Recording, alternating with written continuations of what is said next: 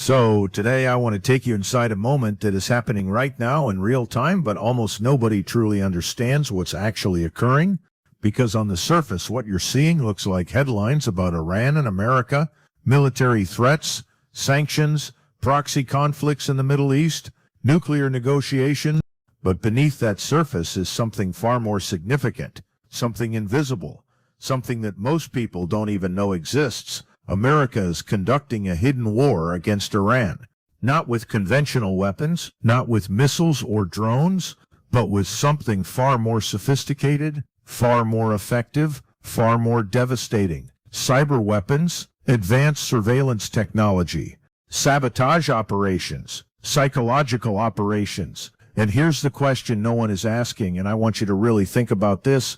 If America has these secret weapons, weapons Iran doesn't even know about, weapons that can cripple Iran without firing a shot, then why does America appear weak in its Iran negotiation? Why does America appear to be losing the diplomatic game? Why does Iran seem confident that it can withstand American pressure? And the answer to that question is the key to understanding what is actually happening. Because America is not playing the game Iran thinks it's playing. America is not limited to the visible weapons Iran can see and counter. America has an entire arsenal of invisible weapons that Iran cannot defend against. And once you understand what America actually has, the entire picture flips. This is no longer about who has the bigger military. This is about who has the most advanced technology. And America's technological advantage is so complete that America doesn't need to use visible weapons. America can win without Iran even knowing a war is happening. Now, I know what you're thinking. This sounds like I'm speculating. This sounds like conspiracy theory. But let me walk you through the analytical framework I use to understand these situations. I call it strategic analysis, and it has 3 pillars. First, I look at what is known. What do we know from public information? What have journalists revealed? What have governments acknowledged? Second, I look at what is logical. Given what is known, what else must be true? What capabilities would a nation have? What operations would make strategic sense? Third, I look at observable effects. When things happen, what does the pattern tell us? When Iranian nuclear facilities malfunction? When Iranian military systems fail? When Iranian leadership seems confused by unexpected events? What does that pattern suggest about what is actually happening? Now, I want you to understand something very important. This analysis is not about claiming certainty about classified operations. I am not claiming to know exactly what America is doing. That would be foolish. Classified operations are classified for a reason. But what I am doing is applying logic to known facts to understand what is likely happening. And the logical conclusion is that America has weapons and capabilities that Iran does not know about. Weapons that are more effective than any conventional military would be. So let's apply this framework. Let's look at what is known, what is logical, and what the observable effects suggest. Let's start with America. What does America say it wants? America says it wants to prevent Iran from developing nuclear weapons. America says it wants to deter Iranian aggression. America says it wants regional stability. That is the official narrative. That is what appears in press releases and diplomatic statements. Now, what does America actually want? America wants to maintain dominance in the Middle East without having to use direct military force. America wants to control Iran without having to invade Iran. America wants Iran to be weakened, constrained, and unable to project power regionally. But America does not want a direct war with Iran because a direct war would be costly, unpredictable, and would require massive military commitment. So America's actual incentive is to use invisible weapons. Tools that can weaken Iran without triggering a full military conflict. Tools that give America power over Iran without America having to publicly use that power. America's secret weapons serve this purpose perfectly. They allow America to shape Iran's behavior, disrupt Iran's capabilities, and limit Iran's power, all without Iran being able to retaliate directly because Iran doesn't even know it's being attacked.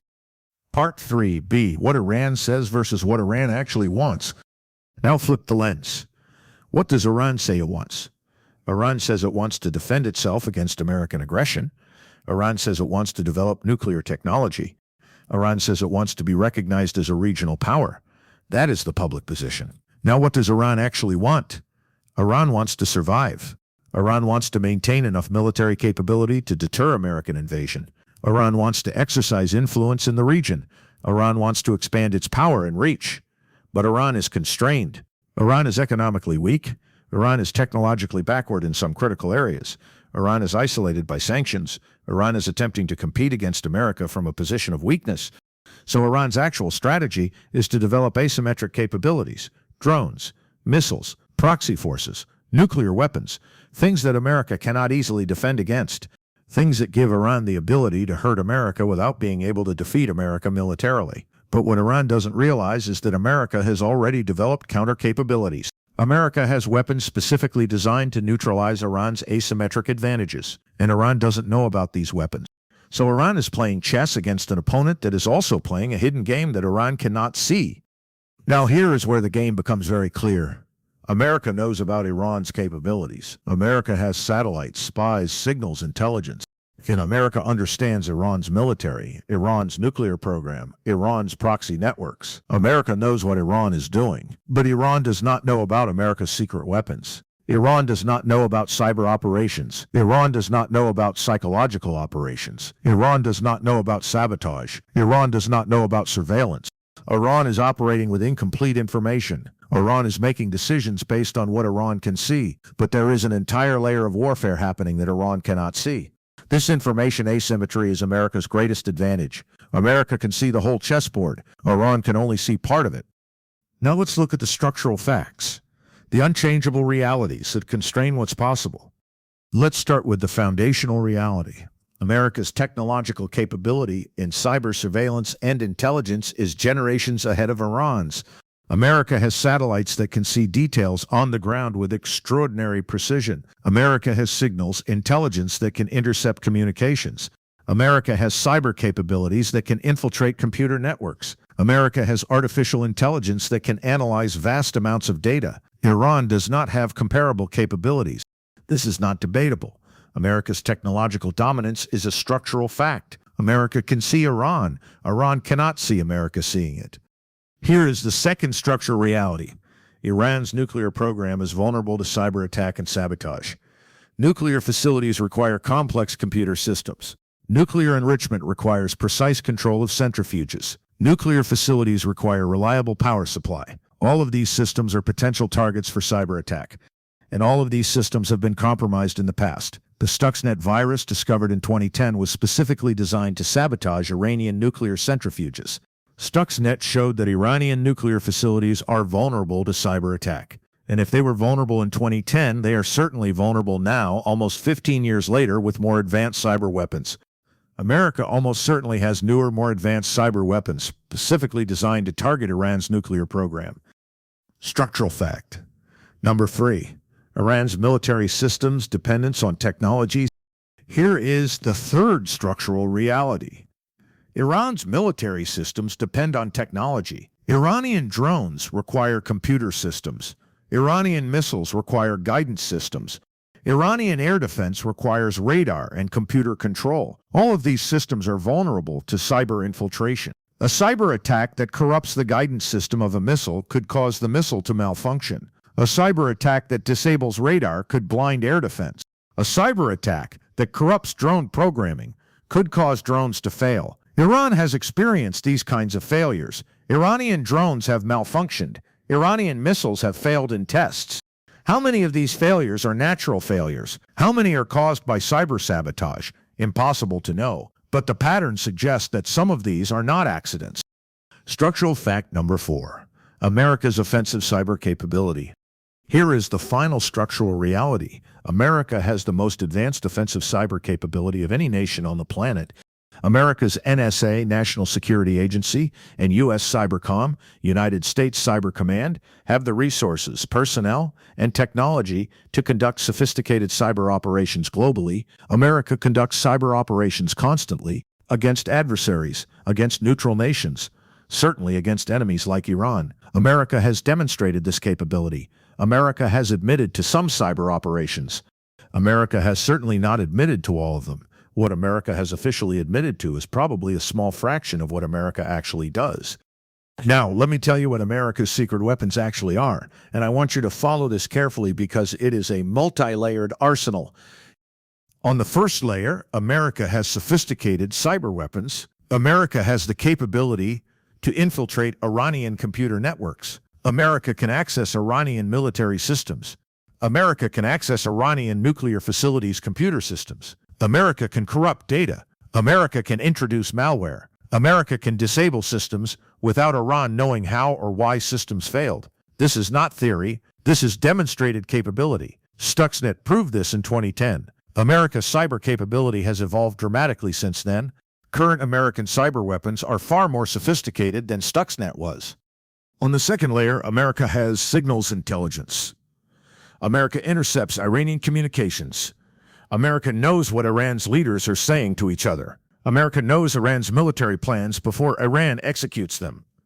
America knows about Iranian operations before they happen. This signals intelligence allows America to anticipate Iranian moves. America can prepare counter-moves.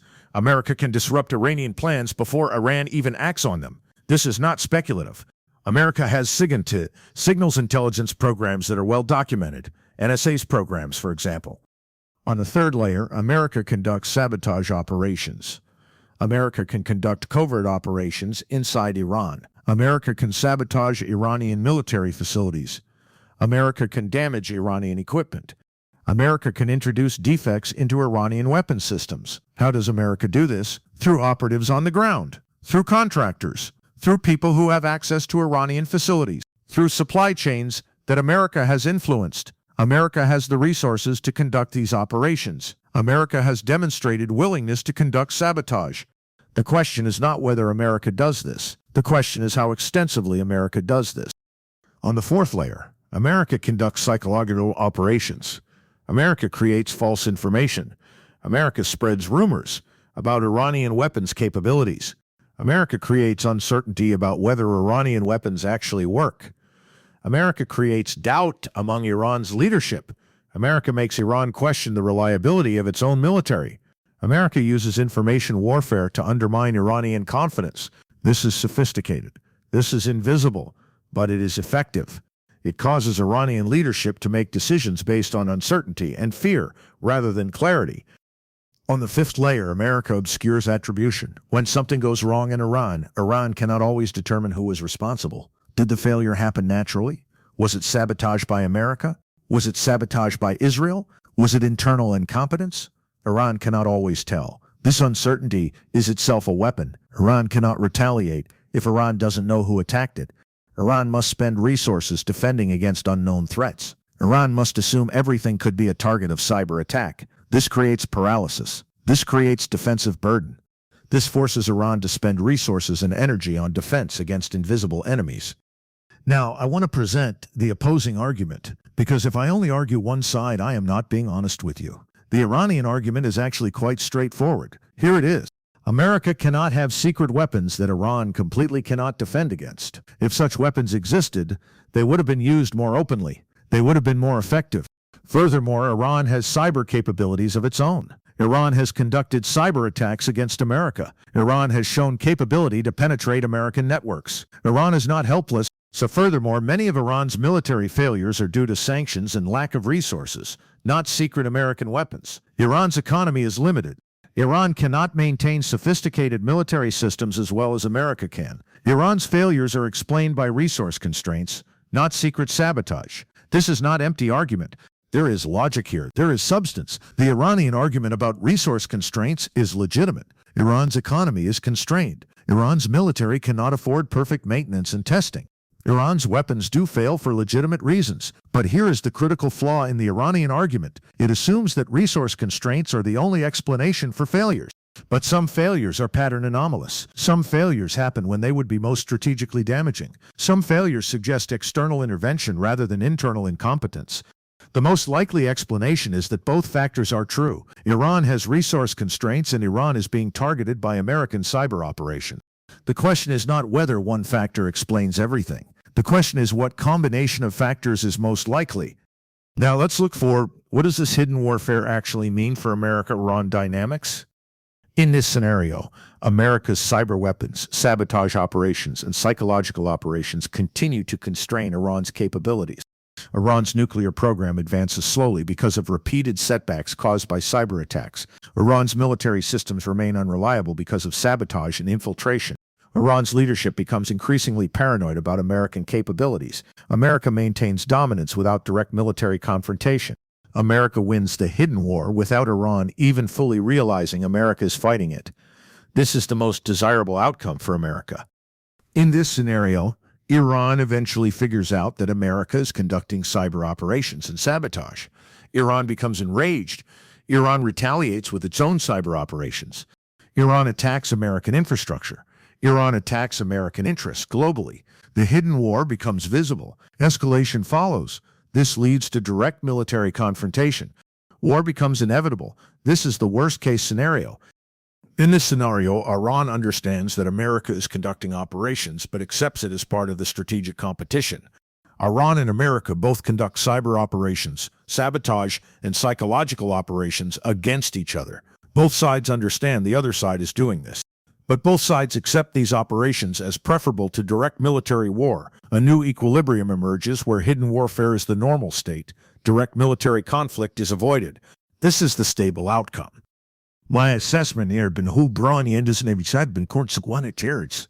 Well, there it's a joke and expedition to dummets of petition. They took dummets. Banks I told of thing it onion. I'd assess that path one is most likely. Not because it is inevitable, but because it gives America what it wants. Iran constrained without direct military action, without triggering Iranian retaliation that America cannot easily defend against. America has incentive to keep these operations hidden and effective. Iran has incentive to avoid discovering the full extent of American operations, because discovery would force escalation Iran cannot afford. So to summarize what I have shown you, America is conducting a hidden war against Iran using cyber weapons, sabotage, surveillance, and psychological operations.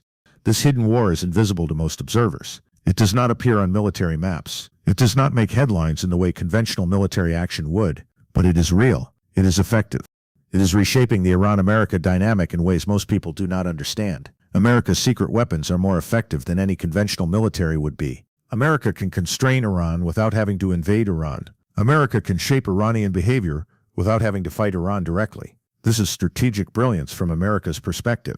From Iran's perspective, it is a nightmare. Iran is fighting an enemy it cannot see. Iran is being damaged by weapons it cannot defend against. Iran is constrained by forces it does not fully understand. And Iran does not know how to escalate or retaliate because Iran does not know exactly who is attacking it. This is asymmetric warfare at its most sophisticated, and it is happening right now. Thank you for watching. If this analysis gave you something meaningful to consider, please subscribe to the channel, hit the like button, and share this with someone who understands that modern warfare is not always visible. Leave a comment below and tell me whether you think this hidden war will eventually escalate into direct military conflict or whether it will remain hidden indefinitely. That choice will determine whether America maintains dominance through invisible means or whether America eventually has to use visible military power